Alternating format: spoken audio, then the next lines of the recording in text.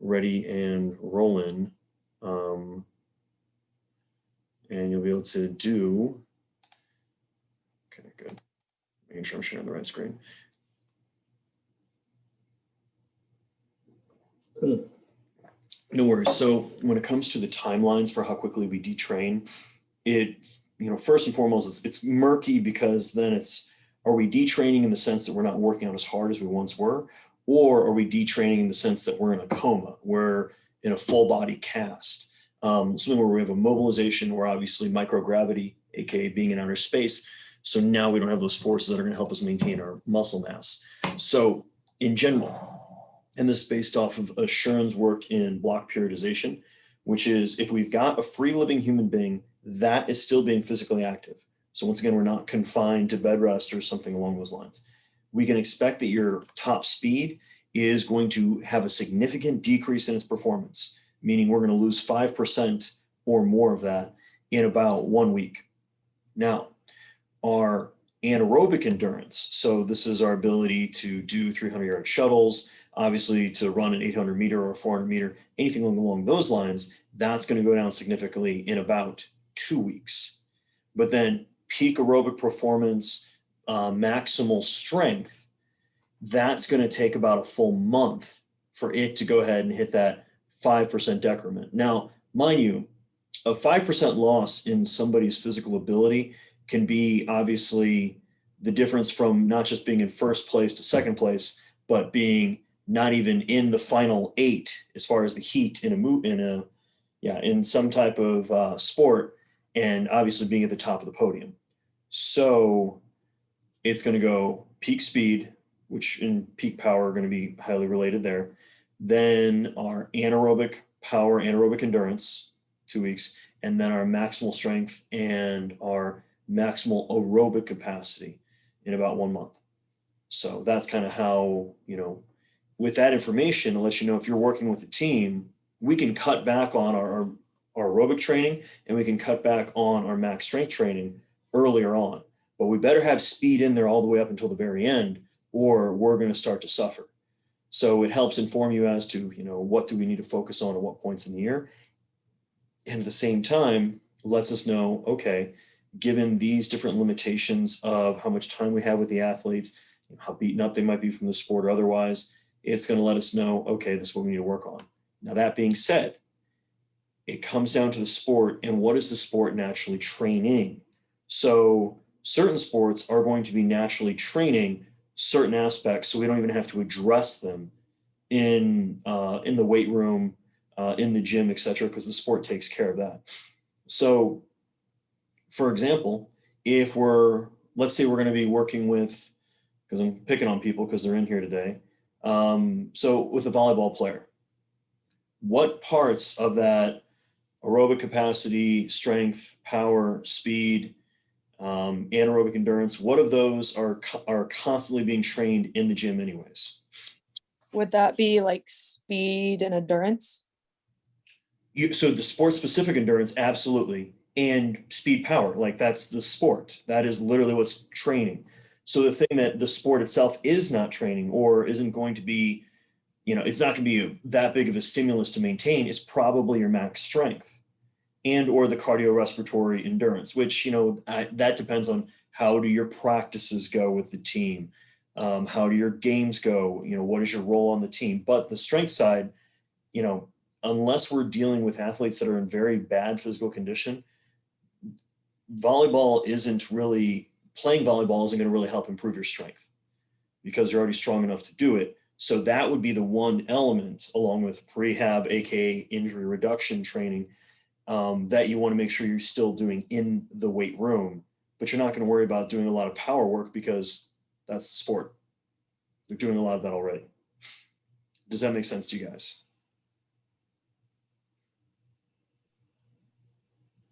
So now we can easily pick on the cross-country kids, and it's going to be, turns out the aerobic endurance is taken care of.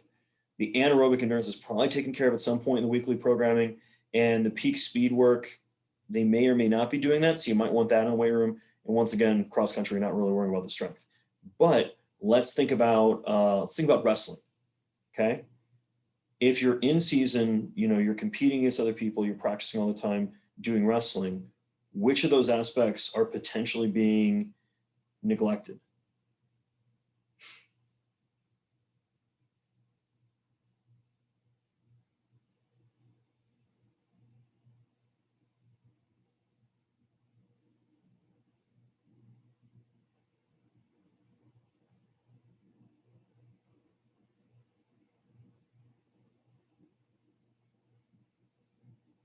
No worries, Courtney.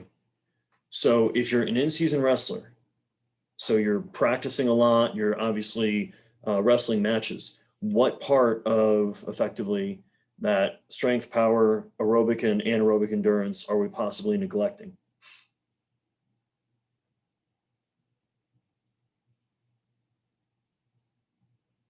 Potentially, because we're probably not doing as long of matches. Absolutely. Do you think we're taking care of strength and power endurance?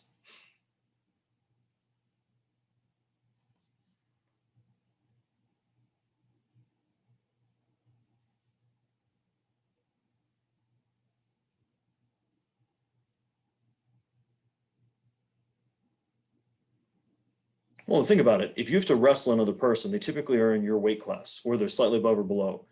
And it's not like that person really wants you to take them to the ground or, inflict your will upon them. So you probably have a strength component, but it isn't going to be as maximal because it turns out, most people are stronger than being able to lift just their own body weight in a number of different movements. Um, Absolutely, because you don't want to overtrain. That is a great point. And maybe we're talking about doing a little bit of, once again, that's that prehabilitation, rehabilitation exercises, just things to help address potential imbalances or, other types of issues that occur naturally in the sport. And then let's face it, wrestling in itself is a very taxing, not just physically, but you can also encounter a lot of damage just from obviously another person torquing on your body. So, you might want to still do certain things addressing that through strength training and conditioning outside of practice, just to make sure that they're not getting too banged up and they're still able to do all the tactical work they need to and then perform when it comes to competition. So, rock and roll. So, you guys ready to talk about the joys of getting older?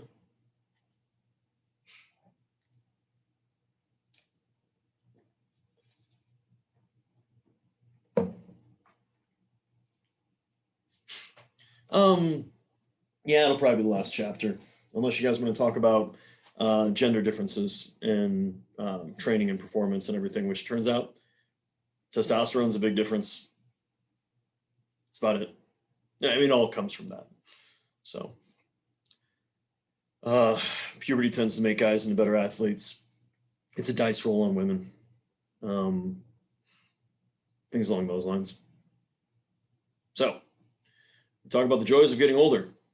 Congratulations. You're gonna get as tall as you ever get, then you're gonna shrink. Body weight is gonna change depending on what's going on. Accrual of fat mass, loss of lean mass when people are getting older. So in general, body fat tends to go up. We're physiologically going to still respond to exercise like we would. However, we're just typically not as robust. Like we're not going to respond as quickly, acutely, and then adapting chronically as well as we would have when we were younger. So I've talked before about how we have a performance ceiling. We just have that the highest level we're ever going to attain. Now, once you hit a certain age, that ceiling starts to come down a little bit each year. So if you never train, you never get up off the floor, so to speak, you still have a huge amount of adaptability, a huge amount of progress you can make. However, if you happen to be one of those people that made it to the ceiling or really close, you're going to feel that ceiling coming at you. And it's just the nature of the beast. So, refined sports performance in different areas is going to go down. And then also some other potential special issues to keep in mind. One thing just to be, I've used the car analogy a lot with humans, and I just think it works well. If it doesn't, guys, please let me know. But a lot of folks, and you guys had a chance to drive in a well-maintained classic car, like old muscle car, something for the 50s, 60s, 70s, anything along those lines.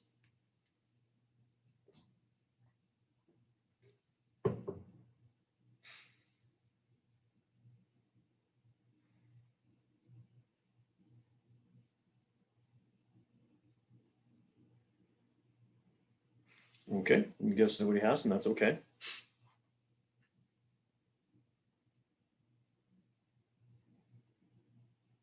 Okay, so does an old car still work well if it's well maintained? Is really what I'm getting at.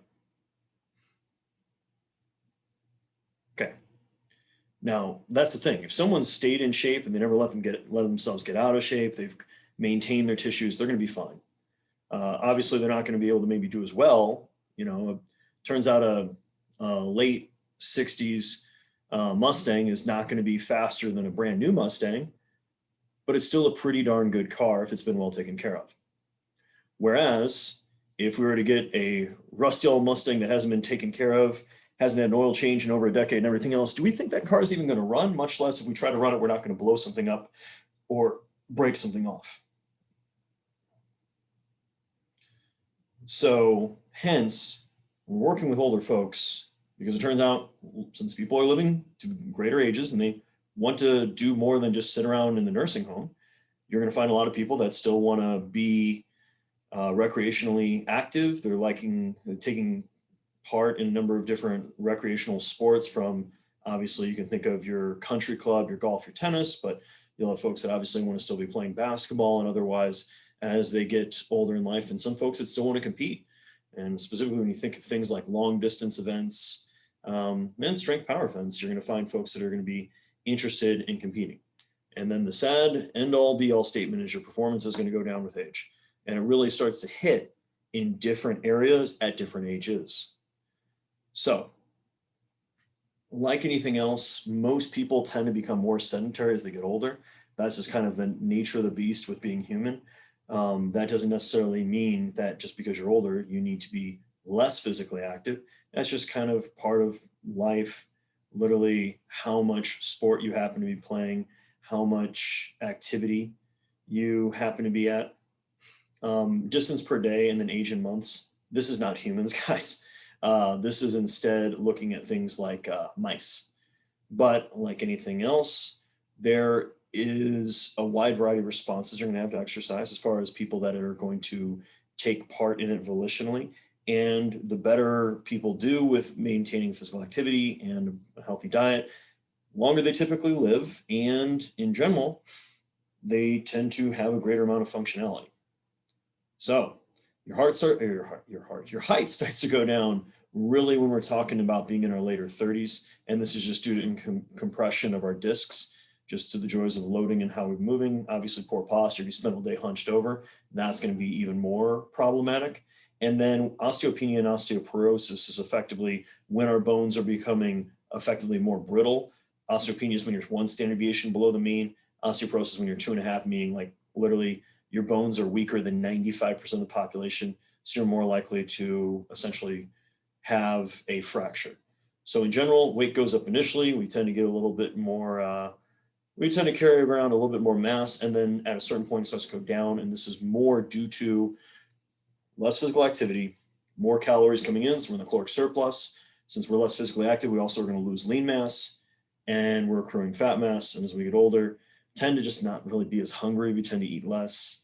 And at the same time, we've got now maybe more of a caloric balance or deficit that's bringing weight down, while also, once again, sadly, decreasing lean mass.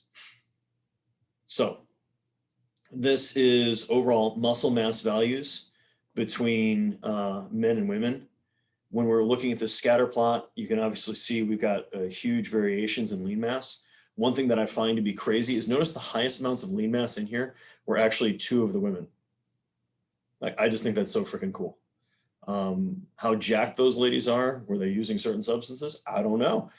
All I know is in this particular case, we definitely had some folks that had a huge amount of lean mass. And then I have no idea how there was a guy that had less than effectively 20 pounds of lean mass on his body.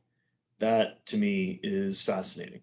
But we can see a general slight decline as we get older, seeing how it's going to peak for most folks somewhere in their 20s, if not into their 30s, and then effectively be a slower downhill slant, obviously depending on physical activity levels.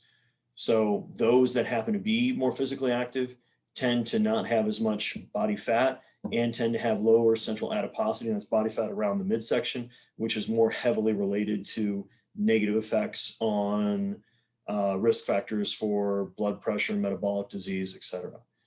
So, yep, that muscle mass starts going down around age 40 due to loss of muscle and bone mass. Sarcopenia is literally a loss of muscle fibers, and it seems to happen more so to your type 2 fibers than your type 1, partially due to not as much activity, the other side due to literally changes in your levels of both growth hormone and then insulin-like growth factor, IGF-1. Now, remember, your bones are only as strong as they need to be to deal with the impacts you encounter on a daily life. So we're going to find in general, bone mineral density tends to go down as we happen to be older. And sadly, this is usually due to we're just not encountering the impacts we need to. Body composition, we've got our weight, percent fat, fat mass, and fat-free mass. Notice here, guys, with the fat-free mass, effectively we've got the men and women differences. So we've got that gender difference where guys typically carry more lean mass. But what we're going to find is in the individuals that happen to be trained, notice in this example, they actually had less lean mass. And that's because this trained, we're probably talking more about long distance runners, because notice they're also lighter than the older sedentary. And just the simple reality is we don't have a lot of good information. And you have to keep in mind, and this is meant to be kind of a math problem, so I want any of you guys to go and solve it.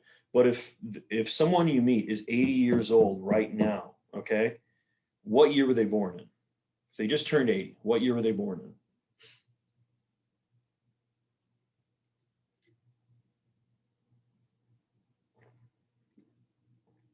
Awesome.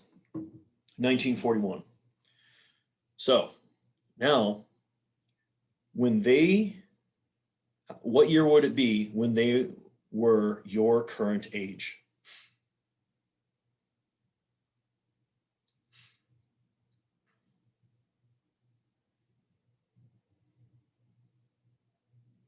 Yeah, so it'd be the early 1960s. Now, more specifically, when we're talking to the ladies in this class, what sporting opportunities did a woman have in the 1960s?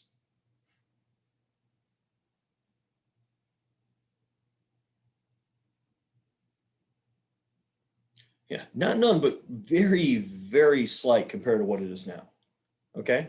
When did barbell lifting really become popular, or weightlifting really become popular in the US? Yeah, with literally skirts that went down to your ankles, and it's more of a dress, and then you had to be wearing sleeves that went to your wrists. So nice, and I'm sure not exhaustingly hot.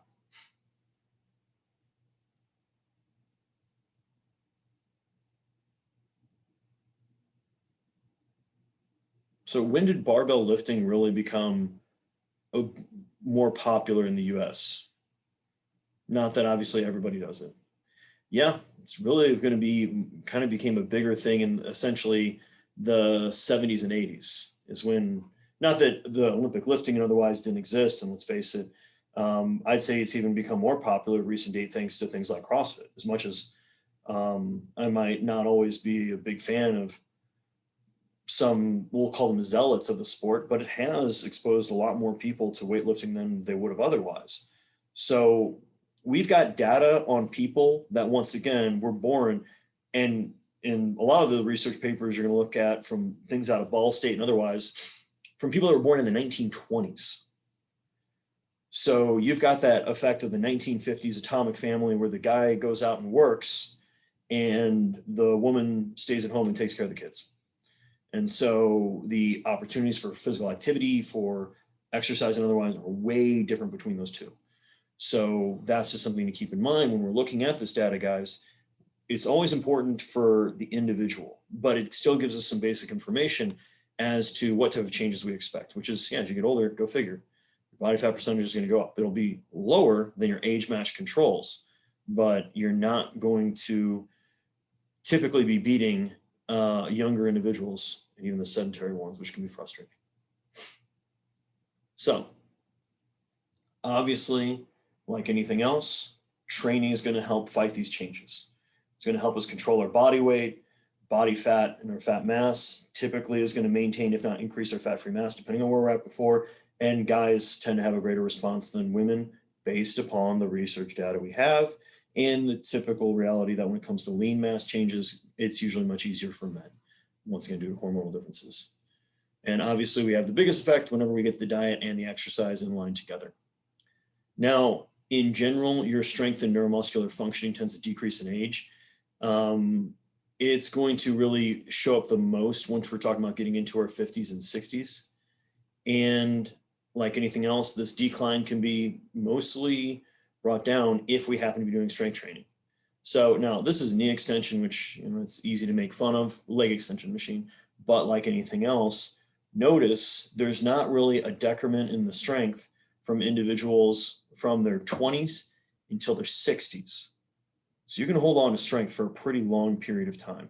Now, obviously, in the untrained gentlemen, we're going to see that relatively consistent decline in performance. But notice the old men, the 80 years old, were still stronger than the untrained guys in these populations when they're looking at these changes. And it's just really hard to effectively find that.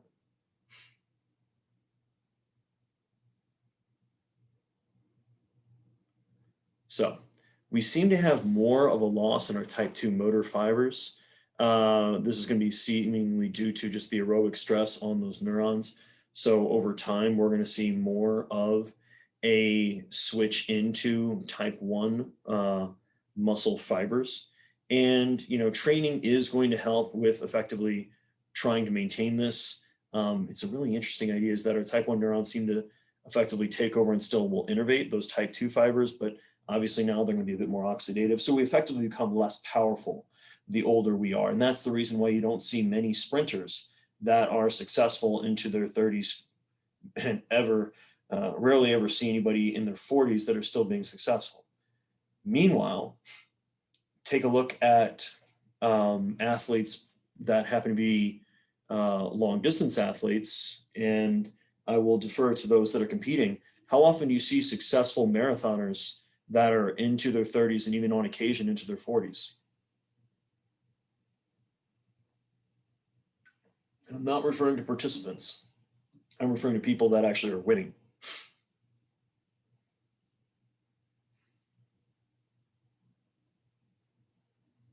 Yeah, because you don't peak out aerobically.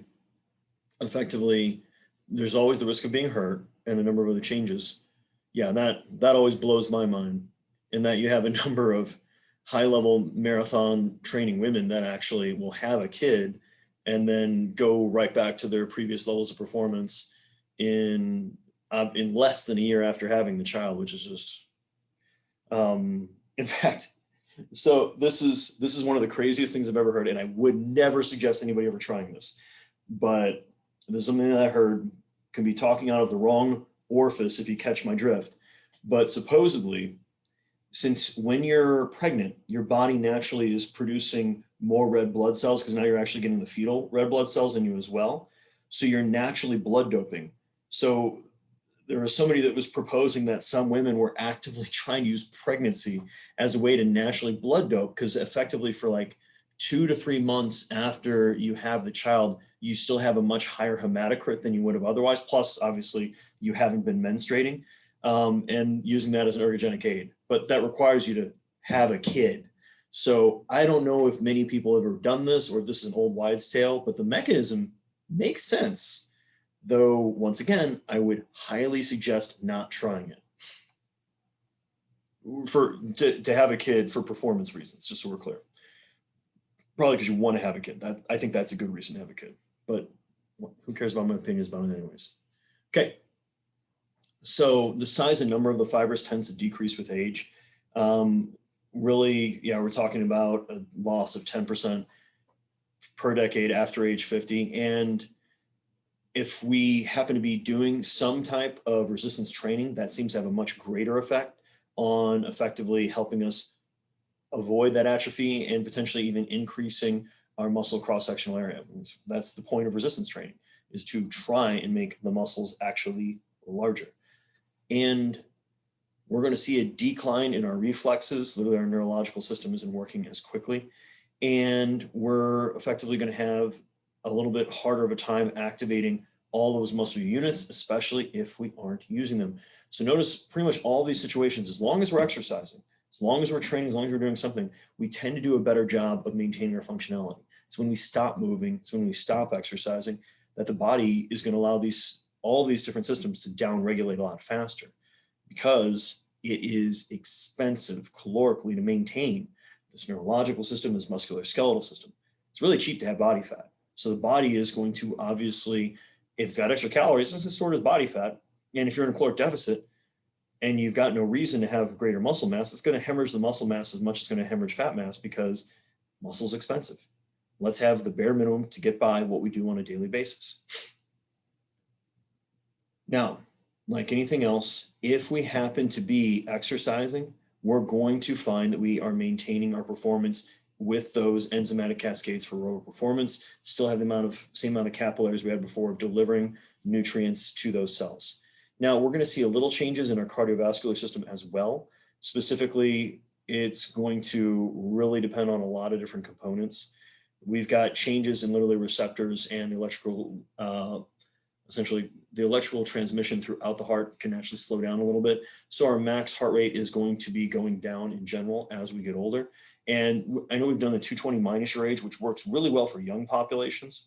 But as we get to be older, a better formula for that is going to be 208 minus your age that happens to be multiplied by 0.7. And remember your orders of operation. So doing this first and then taking that sum, subtracting it from 208.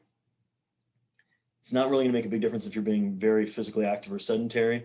It's just the nature of how our physiology changes. But remember, there is a major error bars on this formula, meaning plus or minus 10%. So some folks are going to still have a much higher heart rate than you expect. Some folks are also going to even have a much lower heart rate than you're going to expect.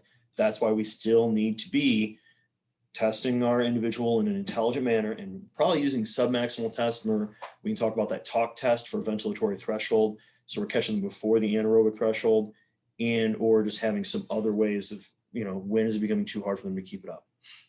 Now, our max stroke volume is typically going to go down with age because our heart's not as strong, because we're not doing as much work quite frequently. We're not going to effectively have, catecholamines, we're talking about epinephrine, norepinephrine.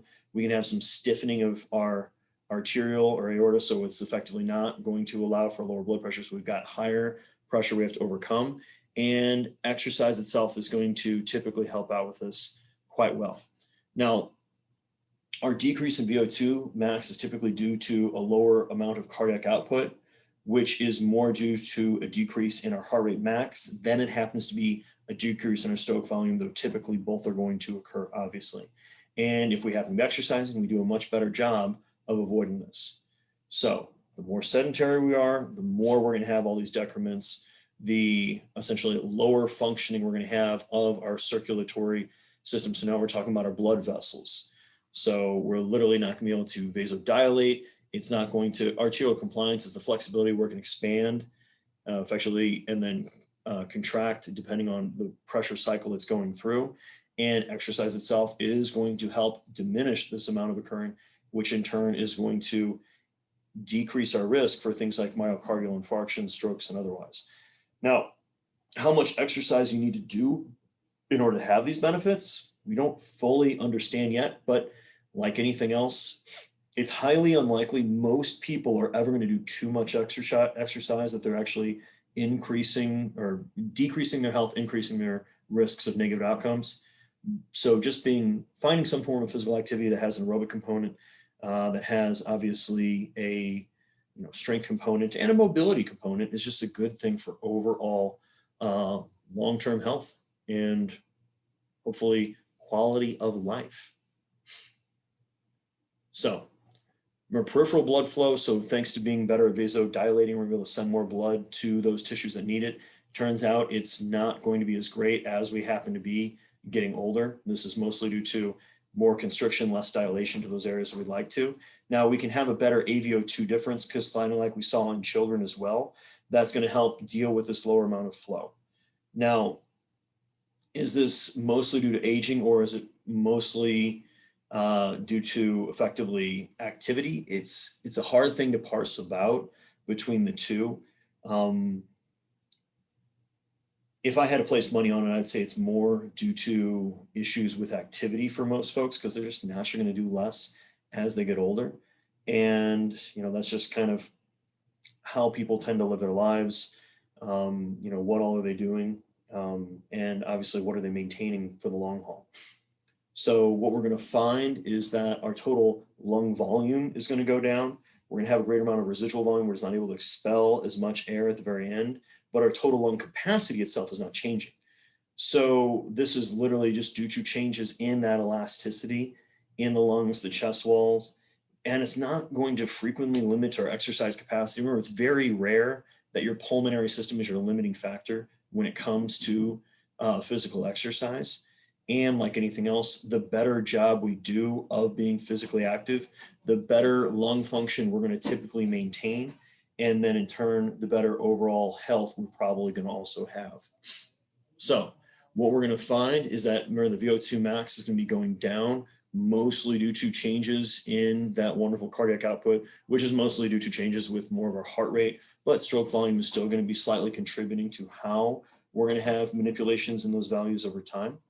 And we can see over here, guys, which we're talking about liters per minute or milligram per kilogram per minute. Liter per minute is great because we're getting an absolute, but the relative is the more useful one because that's going to give us an idea of like, okay, how are we seeing changes in VO2 max as people happen to be getting older?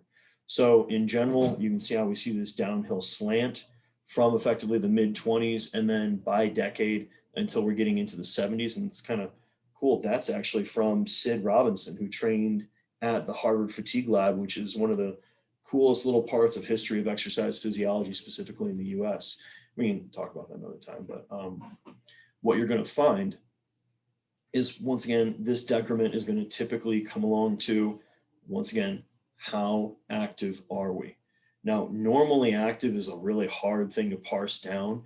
We should be doing some type of legitimate cardiovascular training, something to make sure that we're keeping our performance higher. And these are still averages, okay? There's always going to be outliers. There's people that are going to be far above and below your expectations. But remember, we still maintain ability to respond to exercise and improve.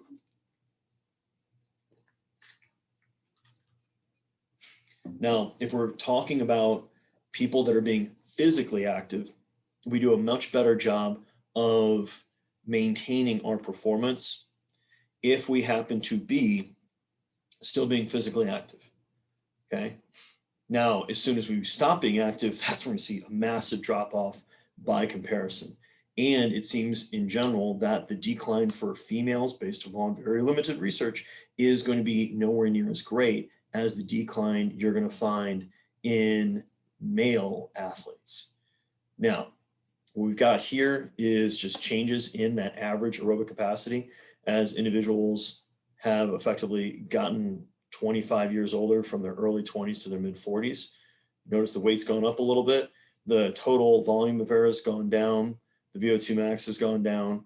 And notice the heart rate max actually has, gone down, but not as much as you think for being 25 years. So you think 25 multiplied by 0.7 is going to give us a grand total of what should be 14, 16.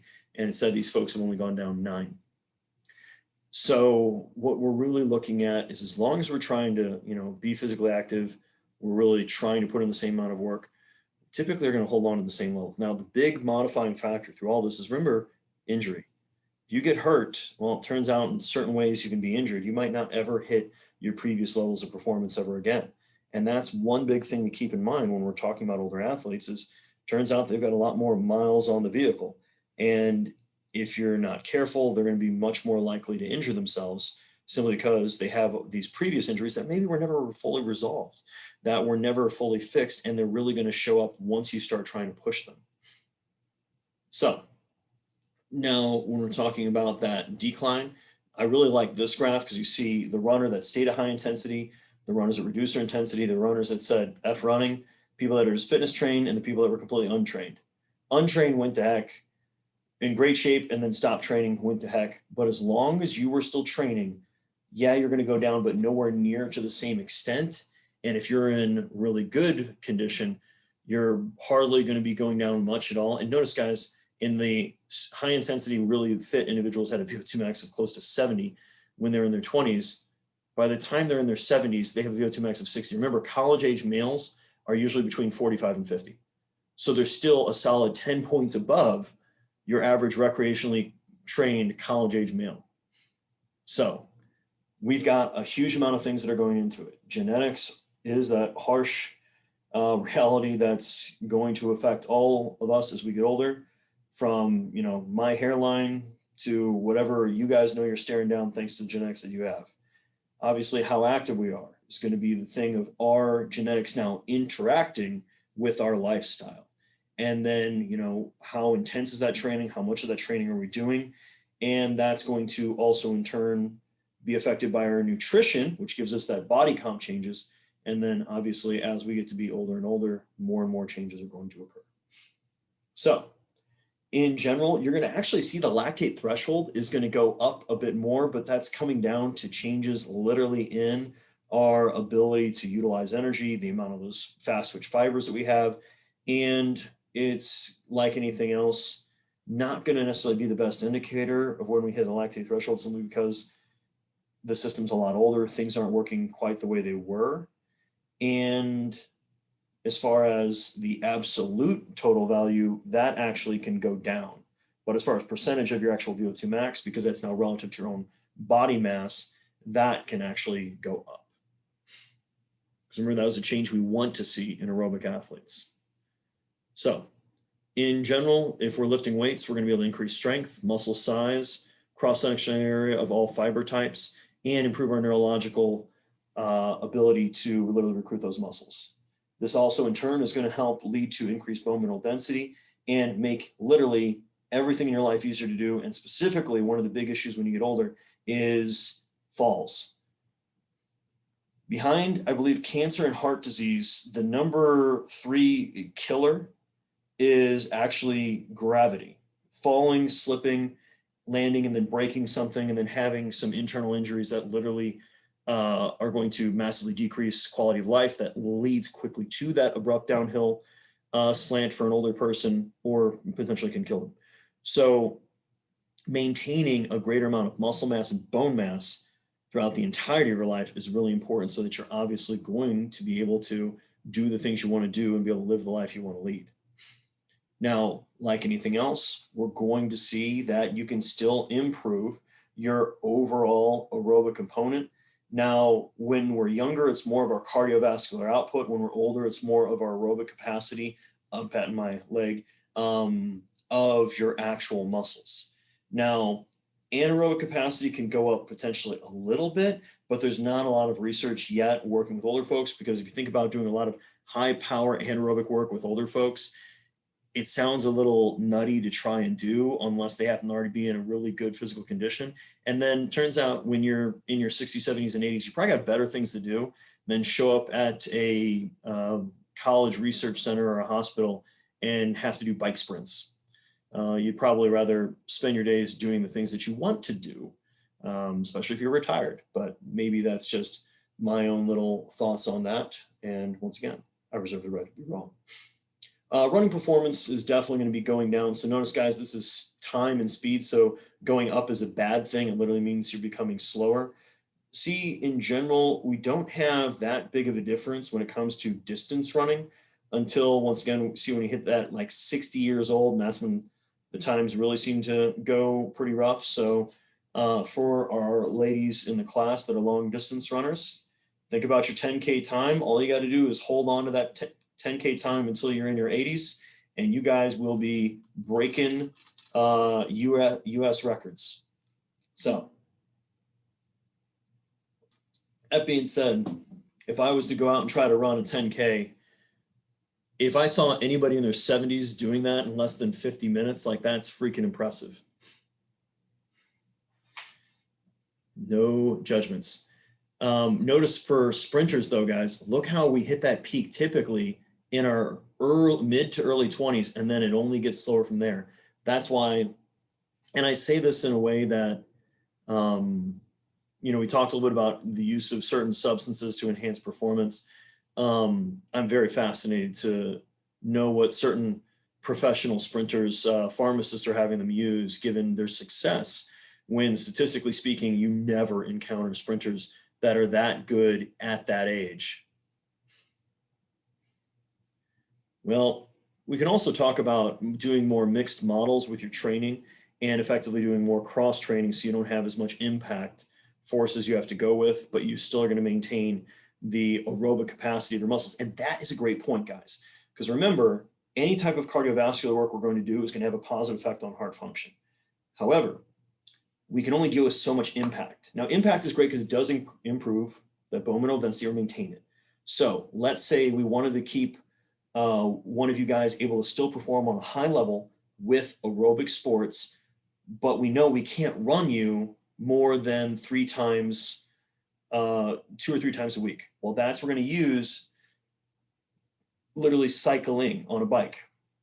Maybe even use something like an elliptical if that also essentially works really well when it comes to impacts. We're going to try to pick a modality where we're not going to have that impact that is literally doing damage to a greater level than you can recover from acutely, but we're still going to have you do running for the technique side, but the development of your aerobic battery, anaerobic threshold stuff, all of that, the higher intensity work, the real going hard on the gas pedal, we're going to be doing that with other modalities that don't have the same impact. So there's nothing wrong with using the bike, using the elliptical, using the Stairmaster, using a swimming pool, whatever method works for an older person that's not going to beat them up, it allows them to perform at the level they're looking for. That's what you should have them do, and that's where you should keep them at. Because like anything else, you've only got one set of knees, and not that you can't have a total knee replacement, they don't seem to be better than the original knees you started with. So the longer you can stick with the original version of your joints, the better off you're typically going to be. So, yeah. Everybody tends to get worse as they get older. I wish I had happier things to tell you about. Yep, lifting maxes tend to go down as you get older. So, bike speed from your mid-20s to your mid-30s, and then we're going down. Weightlifting usually peaks somewhere between 25 and 35. There's outliers on all sides, and that's my goal. And yes, your power lifts declines can go down as you get older, but a lot of it comes down to, once again, how much work are you doing? Now, at a certain point, it's definitely going to be going down far more rapidly, simply because now it's much harder to hold on that muscle tissue. We've got those neurological changes, so on and so forth. Now, when you do become older, you're typically not as good at effectively, essentially sweating and losing heat as you were when you were younger. So you do have to be careful about hypothermic events. And like anything else, we do know physical activity tends to improve your body's ability to regulate your temperature. So you want to be careful, especially if you're exercising them in warm environments, to start off, slowly progress in the heat, be mindful of the different signs and symptoms from heat cramps to heat exhaustion, to heat, obviously never getting anywhere near, hopefully, heat stroke, so that we can make sure that they're going to be able to perform and have a good time. We can see also an increase in risk of hypothermia, not as big as our increased risk of in hypothermia compared to hyperthermia, simply due to the fact that we're not able to generate as much metabolic heat. And depending on how you're built, you can have greater convective heat loss. Somewhere that's going to be that wonderful air going over you. So like anything else, we just need to be careful with behavioral differences. So we're talking about dressing in layers, making sure that we're dressing appropriately for whatever we're going to do, having moisture wicking clothing and otherwise, especially if we're in cold environments. So we're going to, once again, have a better chance of not having anything go off the rails.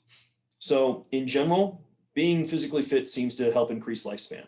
Now, there is some potential arguments for reducing your calories so that you're effectively, not starving yourself is a strong word, but having lower calories over the longevity or over the vast majority of your life in order to live longer might help. And when we talk about exercise gives us kind of compression of mortality, how many of you guys have all heard the term lifespan? Okay. How many of you guys have ever heard the term health span?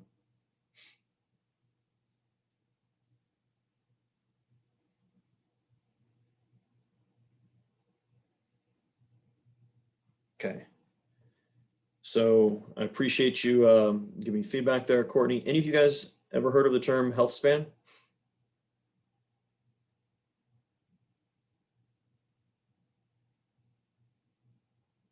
Okay. So lifespan is effectively the last day, that's your last day with your heart beating and your brain working. Okay. At the end of that, I mean, obviously there are a couple situations outside of that, but that's your lifespan. Now, your health span is however long you live and you have high quality of life, you have the a level of health you're looking for. So I'm sure all of you guys have had that family member that was, chronically ill, wasn't independent, wasn't living any quality of life that they probably would have preferred for themselves for potentially a decade or more, where they're just, you can talk about the brutality of dementia, Alzheimer's, not that there's anything, there's many people that are wheelchair bound for a variety of reasons, but effectively, when folks have lost that quality of life, that's what health span means. Does that make sense to you guys? So the basic idea when we talk about compression and mortality, my thoughts towards life and hence, learning about these things and obviously, once again, have a physical practice, maintain it for your entirety of your life, which is, yeah, at some point, we are going to shed our mortal coil. And when that day comes, effectively, you hopefully, the first day that you're completely bedridden and able to do, nothing that you enjoyed before in your life is also the last day of your life. It's not the last day you could do all the things you like to do was 20 years before the last day you were alive. That seems a lot more brutal. That is my own thoughts. Everyone has their own quality of life that they're comfortable with, that they enjoy or otherwise, but aiming to help increase not just people's lifespan, but increasing their health span as well. So they're going to be able to, play with their grandkids, do all the things that they want to do much later on in life than if obviously, yes, they could be physically alive for that long, but they're not able to participate in all the things they're looking for. So I am going to put up homework quizzes over chapter 17 and 18. I'm still writing up the questions and getting them ready to be put up there. There'll just be some other good points to kind of pad your grades with, and same way that all the other homework quizzes have been set, where you can take it as many times as you want, and then you'll be good to go. If you guys like, we can go ahead and talk about the gender differences. But otherwise, my goal is from effectively now on out, we're just going to review. So bring your questions, comments, concerns to class on Wednesday. We'll review as long as you guys are looking for.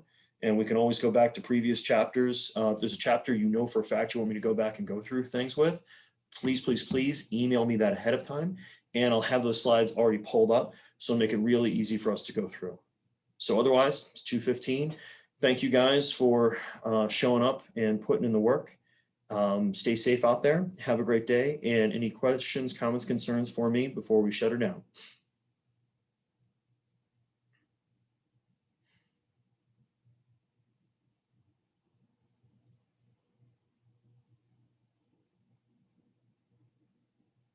I will. You guys have a great day. Stay safe out there. Bye-bye.